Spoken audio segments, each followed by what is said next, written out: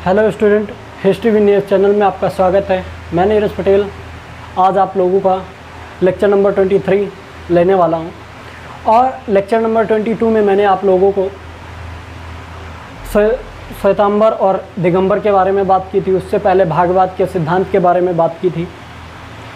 जाति व्यवस्था को ये लोग मानते नहीं थे।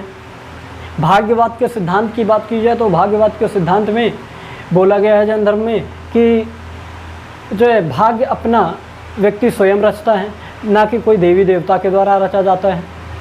तो ऐसी बातें जैन धर्म के भाग्यवाद के सिद्धांत में बोली गई।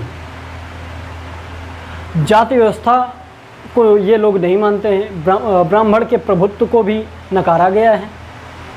और बताएं आपको तो यहाँ पर इनकी टेक्स्ट बुक्स कई सारी हैं। अंग उपांग उपागम ये सारी बुकें थी।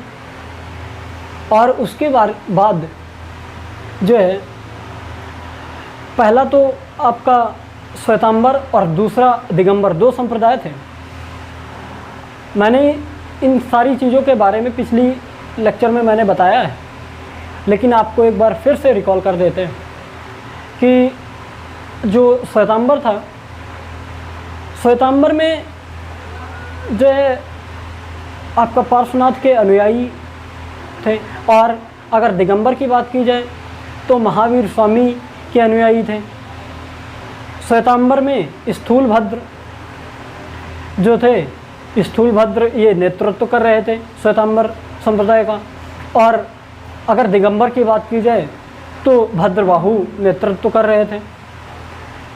इन सारी चीज़ों के बारे में बताया था। और श्वेतांबर में श्वेत वस्त्र पहनने की इजाज़त थी, लेकिन अगर जो है आपका दिगंबर की बात की जाए तो ये 10 दिशाओं को अपना कपड़ा मानते थे। अर्थात ये लोग नग्न रहते थे और नग्न रहते हैं भी। तो उसके बाद की बात की जाए कि उसी टाइम पे जो है आपका उत्तर भारत में अकाल पड़ा था। तो अकाल पड़ा जिस टाइम पे, उस टाइम पे चंद्रगुप्त मौर्य उत्तर भारत का राजा था। तो भद्रबाहु ने क्या किया कि भद्रबाहु जो है चंद्रगुप्त मौर्य को दक्षिण भारत में कर्नाटक में एक श्रवणबेलगोला नामक स्थान है, वहाँ पर लेके चले गए। पहले तो इसे लालच दिया कि वहाँ पे आपको मोक्ष की प्राप्ति हो जाएगी और जो यहाँ पे अकाल पड़ा हुआ है वो भी खत्म हो जाएगा। तो इससे जो चंद्रगुप्त मौर्य मान गया और चंद्रगुप्त मौर्य भद्रबाहु के साथ में चला गया। और वहाँ पे बताएं आपको चंद्रगुप्त मौर्य चंद्रश्री पर्वत पे समाधि लगाकर बैठ गया और वहाँ पे उसे मोक्ष की प्राप्ति भी हो गई। और इधर अकाल खत्म हो गया था उत्तर भारत में। तो जब अकाल खत्म हुआ तो हुआ क्या कि भद्रबाहु अपने अनुयायियों के साथ में उत्तर भारत आए, लेकिन स्थूलभद्र यहाँ पे पहले से थे। स्थूलभद्र के अनुयायी और स्थूलभद्र यहाँ पे उत्तर भारत में ही रहते थे, रहने लगे थे। तो इन्होंने ताना मारा कि जिस टाइम पे अकाल पड़ा था, जिस टाइम पे मुसीबत थी, उस टाइम पे तो आया नहीं, कोई यहाँ पे दिखा नहीं। और जब अकाल खत्म हो गया तब सभी लोग दिखने लगे।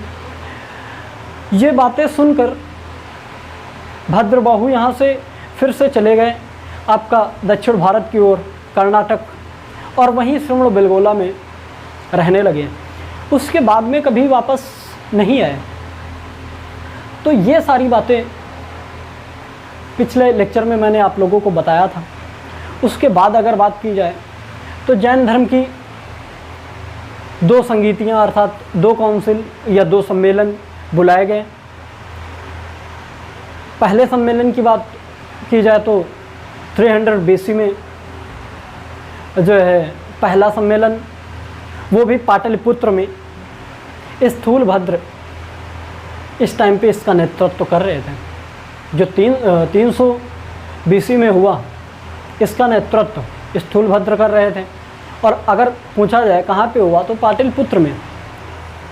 और बताएं इस समय राजा जो था आपका वो चंद्रगुप्त मौर्य था, क्योंकि 300 बीसी के आसपास में ही तो ये लोग वहाँ पे गए थे। तो उस टाइम पे जो है पाटलिपुत्र में सम्मेलन हुआ, संगीति हुई, पहला जो सम्मेलन हुआ वो 300 बीसी में हुआ था। दूसरे अगर सम्मेलन की बात की जाए तो जो सेकंड काउंसिल हुई वो 512 एडी में 512 ईस्वी में हुई थी। और अगर इसकी बात की जाए तो वो वल्लभी गुजरात में हुई। और इसके नेतृत्व की बात की जाए तो महाकात्यायन इसका नेतृत्व कर रहे थे। जो ये सम्मेलन था, इस सम्मेलन का नेतृत्व दिगंबर संप्रदाय वालों के हाथ में था। दिगंबर संप्रदाय के लोग कर रहे थे, महाकात्यायन। और इसी टाइम पे बात की जाए तो 512 एडी में जो मथुरा में एक सम्मेलन हो रहा था, बिल्कुल इसी टाइम पे जब वहाँ गुजरात में वल्लभी में सम्मेलन हो रहा था, उसी टाइम पे मथुरा में सम्मेलन हो रहा था। और अगर इसकी बात की जाए तो क्षमा श्रवण नामक जो साधु थे वो इसका नेतृत्व कर रहे थे। और बात की जाए तभी से जब ये सेकंड सम्मेलन हुआ, तभी से जैन धर्म में जो है सबसे पहले दिवाली मनाने लगे थे। इसी टाइम से दिवाली मनाना स्टार्ट हुआ था। तो सबसे पहले जैन धर्म की 2 संगीतियों के बारे में लिख लेते हैं।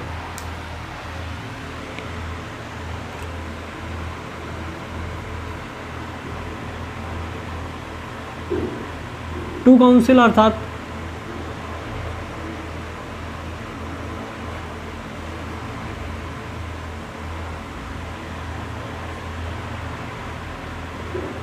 जैन धर्म की 2 संगीतियाँ।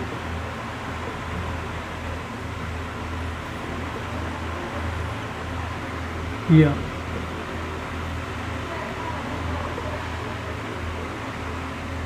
सम्मेलन। अगर पहले सम्मेलन की बात की जाए तो पहला सम्मेलन 300 बीसी में हुआ, अर्थात 300 बीसी में पहला सम्मेलन। और बात की जाए कहाँ पे हुआ तो पाटलिपुत्र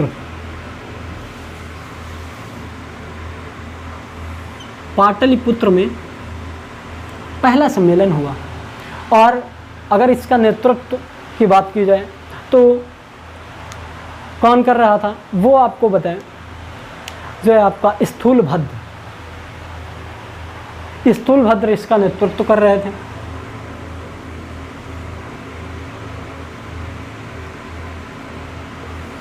और स्थूलभद्र से हमें पता चल रहा है कि ये किस संप्रदाय के लोग रहे होंगे, स्थूलभद्र श्वेतांबर संप्रदाय के थे। स्थूलभद्र जो है नेतृत्व कर रहे थे, नेतृत्व इसका स्थूलभद्र कर रहे थे। और आपको बताएं, अगर 300 बीसी के आसपास में बात की जाए तो इस समय जो राजा था वो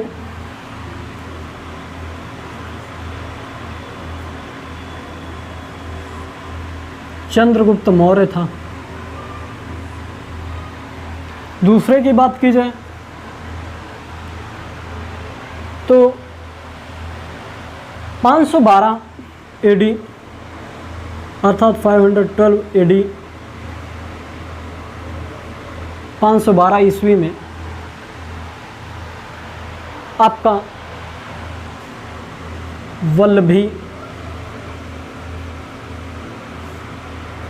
जो कि गुजरात में है, गुजरात में हो रहा था।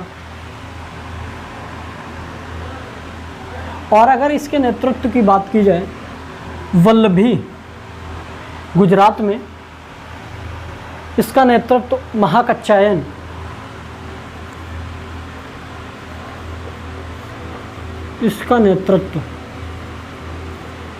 महाकच्छायन कर रहे थे।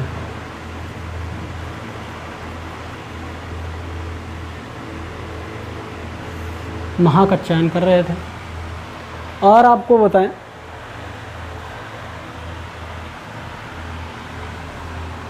ये जो था सम्मेलन,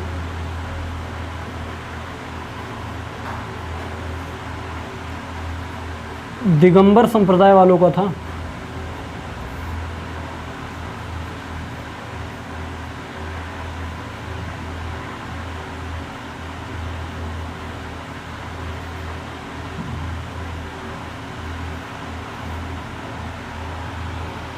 दिगंबर संप्रदाय के लोगों का था।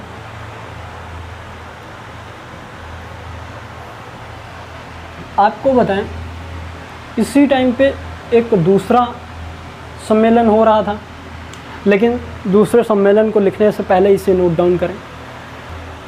जो इस टाइम पे दूसरा सम्मेलन हो रहा था वो था 512 एडी में ही, 512 एडी में मथुरा में।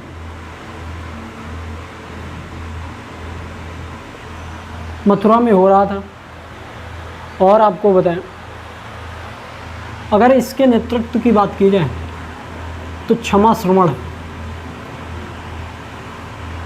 इसका नेतृत्व कर रहे थे। और तभी से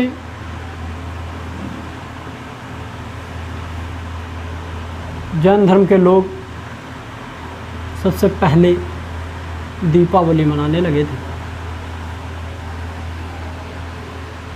तो आपको बताएं, ये जो बातें थी ये जैन धर्म के विषय में बातें थी। और जैन धर्म में इतना ही था। अब हम बात करेंगे बौद्ध धर्म की। बौद्ध धर्म की बात अगले लेक्चर में करेंगे, लेकिन उसकी कुछ बातें आपको बता देते हैं। बौद्ध धर्म की बात की जाए तो बौद्ध धर्म में महात्मा बुद्ध, अर्थात इनका अगर वास्तविक नाम की बात की जाए तो वास्तविक नाम सिद्धार्थ था। और अगर सिद्धार्थ के प्रतीक की बात की जाए तो सफ़ेद हाथी तथा स्वर्ण इनका प्रतीक रहा है।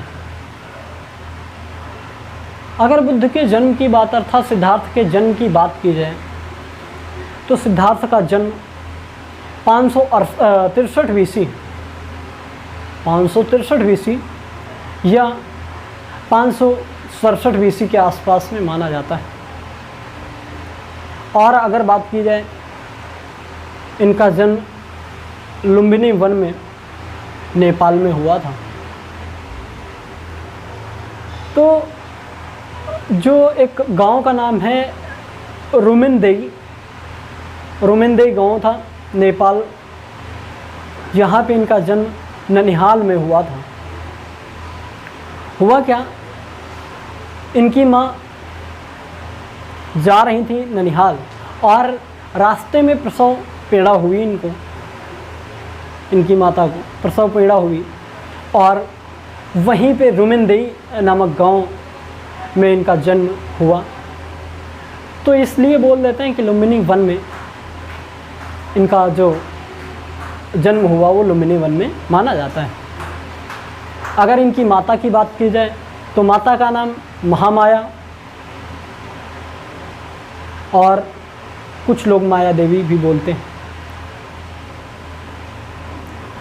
बात किया जाए इनके पिता शुद्धोधन, कपिलवस्तु के जो थे वो शाक्य वंश के राजा थे। कपिलवस्तु के शाक्य वंश के राजा शुद्धोधन इनके पिता थे।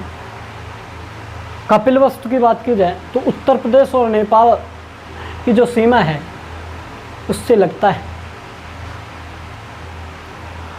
जन्म के 7 दिन बाद महामाया का देहांत हो गया, और जब देहांत हो गया तो इनकी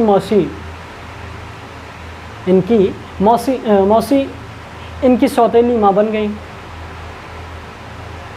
और मौसी का नाम प्रजापति गौतमी था, जो इनके पिता ने इनकी मौसी से शादी कर ली थी। इन्हें माँ मिल गई और उन्हें पत्नी मिल गई, सिंपल सा तरीका था। तो दोनों लोग सही से रहने लगे। और आपको बताएं, जो सिद्धार्थ थे, सिद्धार्थ को प्रजापति गौतमी ने अपने बच्चों से भी ज़्यादा लाड़ प्यार पालन पोषण अच्छे से किया है। प्रजापति गौतमी ने सिद्धार्थ का जो पालन पोषण किया वो अपने बच्चों से भी कहीं ज़्यादा बढ़ के किया है। इन्होंने स्तनपान भी कराया है, और बात की जाए, इनका एक लड़का और एक लड़की थी। तो आपको बताएं, जो प्रजापति गौतमी थी, इनकी 2 संतानें, एक तो जो बेटा था वो नंद था, और बेटी की बात की जाए तो नंदा थी। नंद और नंदा इनकी 2 संतानें थी। तो ये कुछ बातें बौद्ध धर्म की थी, और बौद्ध धर्म के बारे में अगले लेक्चर में मैं आप लोगों को डिटेल से बात करूंगा। आज आपका जैन धर्म था, तो जैन धर्म के बारे में मैंने सारी बातें बता दी। जो कुछ भी पेपर की दृष्टि से देखा जाए तो आता है, वो सारी बातें मैंने आप लोगों को बता दी। और कुछ छूटेगा तो उसे लास्ट क्लास में, मास्टर क्लास में सारी की सारी बातें बता देंगे, जो भी छूटेगा। वैसे छूटेगा कुछ नहीं, क्योंकि डिटेल लेक्चर हैं ऑलरेडी। अगर आप लोग इन्हें सही से पढ़ेंगे तो कोई भी क्वेश्चन नहीं छूटेगा। तो आज के लिए इतना ही रखते हैं, और तब तक के लिए रिवाइज करें, और अगले लेक्चर में आप लोगों को बौद्ध धर्म के बारे में बताएंगे। तो बौद्ध धर्म अगले लेक्चर में स्टार्ट होगा। जैन धर्म यहीं तक था। जैन धर्म के बारे में जितनी भी बातें थी, सारी बातें मैंने आप लोगों को डिटेल से बताई। और अब आप लोग इसे पढ़ें, और तब तक के लिए जय हिंद।